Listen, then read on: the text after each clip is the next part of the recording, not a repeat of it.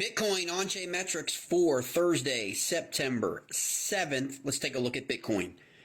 Currently trading at 25,780 with 57% of all Bitcoin token holders in the money. 6% are right at the money at this level today. 37% are still out of the money for Bitcoin, which means they bought Bitcoin higher than current prevailing prices today on the exchanges. What are we looking for in terms of holders composition for Bitcoin across all platforms? Okay. 68% of token holders of Bitcoin have held their token for at least 1 year. Okay. That's remained relatively stable.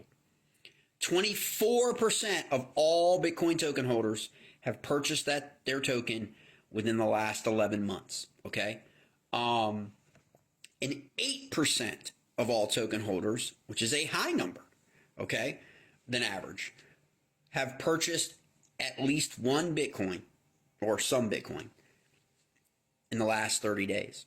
With Bitcoin falling below 30,000 and falling towards that $25,000 level, it's provided a massive buying opportunity for people who have a long-term perspective on Bitcoin or a shorter-term perspective of Bitcoin testing that $30,000 level here coming up,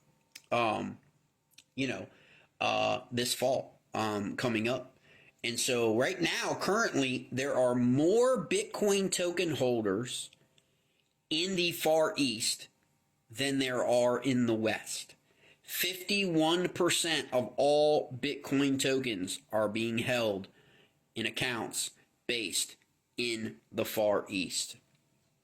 In terms of transactions using Bitcoin of $100,000 or more, 34.10 billion with a B in the last 7 days. So 34 billion transactions greater than $100,000 totaling 34 billion. That's some crazy number.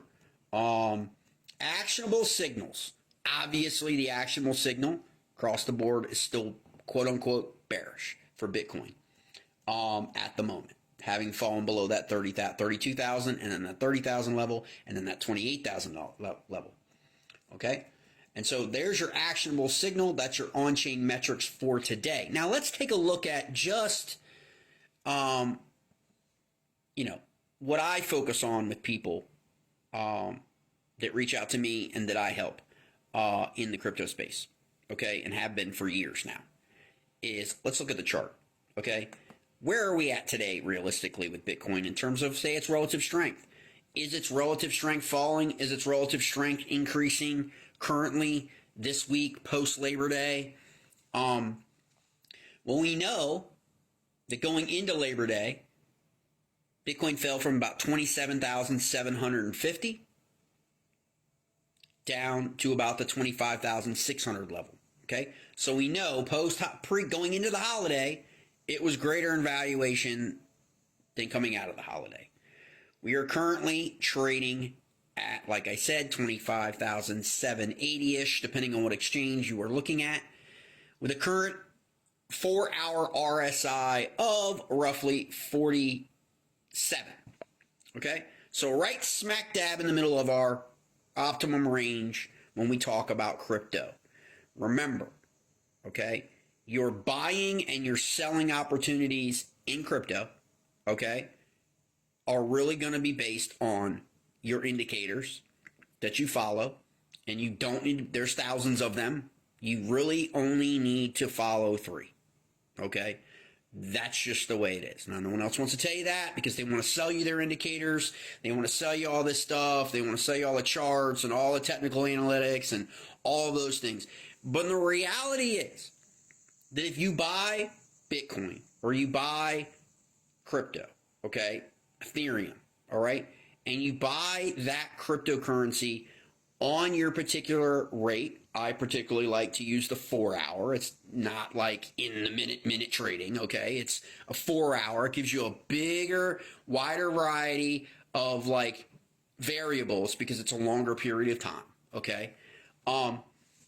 When that valuation, that relative strength, otherwise called as the RSI, falls below 30, that is typically a buying opportunity, okay? Now, what do I mean by that? Jake, show me the example. Show me an example. I get that a lot where people are like, give me a call, they want to hop on a call, and they want to talk about charts, and here's an example.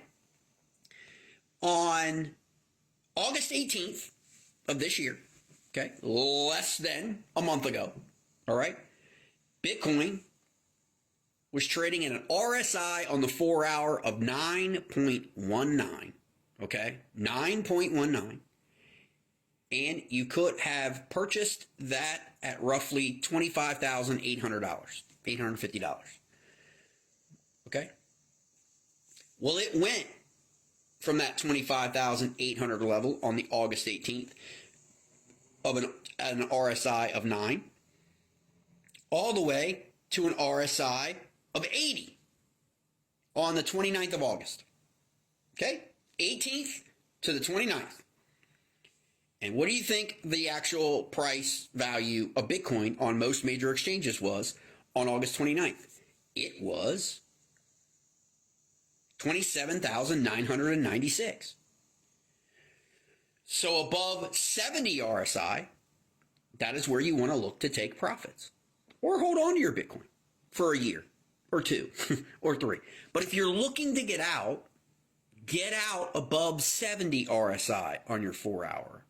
Get in below 30 RSI on your 4-hour. And go back tonight when you have some time and look at a chart for Bitcoin or Ethereum or Solana or any crypto. Look at a chart, 4-hour chart, and just go back a month and just mark on your chart how many times Bitcoin fell below RSI 30, okay? And then look afterward where it rose to after bottoming out below 30. How long did it stay below 30? Okay? So that's an easy way to where if you're not doing crypto every single hour of every single day because you actually have a life and you work for a living, this is an easy way to do it. Not many people talk about it. You follow my channels, YouTube is on YouTube for years. Okay, YouTube doesn't exactly like crypto, and let's be honest.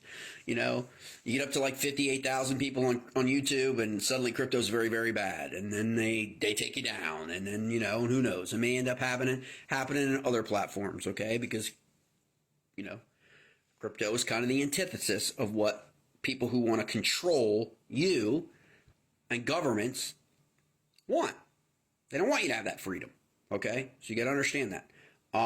But this is just a simple way. It's just take a look at your chart. Go home tonight, take a look at chart, pull up Bitcoin, pull up Ethereum, look at the last month, look at how many times Ethereum and Bitcoin fell below 30, and then look what happened afterward. So every time Bitcoin or Ethereum falls below 30, you can add a little bit more to your stack. Just add a little bit more to your stack. You got to go out and buy one full Bitcoin? No. Okay? Go on to exchange, buy a little bit, take it off the exchange. Then when you want to sell it, move it back to the exchange, okay? Don't ever keep your money sitting on exchanges, okay, for long periods of time. The only money that you want to be sitting on an exchange is money that you're trading, okay? Very simple. Get your money off, hold it, okay, store it, and then when you want to sell it, move it back to an exchange and sell it. We talk about this in on-chain metrics. We talk about this about flow, okay, what the flow is, okay? We know when something is about to happen is when we see people, the flow of tokens to exchanges is an intentionality to sell, okay?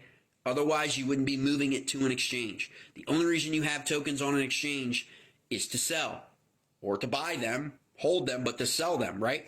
So when you see that movement to exchanges, that's when we can anticipate the market is about ready to turn and go north, okay? When people start pulling all their money off exchanges, that's very bullish. That means they're going to hold. They have no intention to sell.